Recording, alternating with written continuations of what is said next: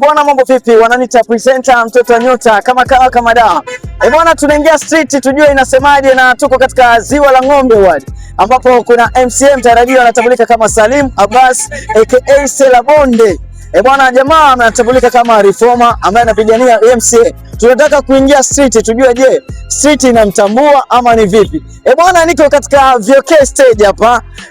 Unapoona nyuma yangu tunaona bodaboda, na pia nikupe historia kidogo ya Sela Bonde. Ni kwamba ashai kuhudumu hapa kama mwana bodaboda na akawa assistant chairman kwa miaka miwili. Kwa hivyo watu tutasikia maoni yako kwao na mambo yakoje. Bwana, mambo vipi? Jitambulishe alafu utupe maoni yako ni gani?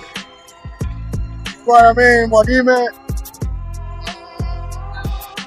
Sela Bonde bana, ashaongoza mahali hapa sekta hii ya bodaboda. Sema kweli bana, Sela Bonde bana ni kijana mzuri, kijana bana mtanashati. Kwa sisi tunafuatilia sana Sela Bonde. Sela Bonde bana, sema kweli bana ako juu yani, ako juu tu sana. Sela Bonde, Ziwa la Ng'ombe, inuka magazini tusiele mesie, wakati umefika, tuko pamoja. Abbas Sela Bonde, maendeleo yanakuja kwa nguvu, uwezeshaji wa vijana, hakuna mchezo, tushinde sasa.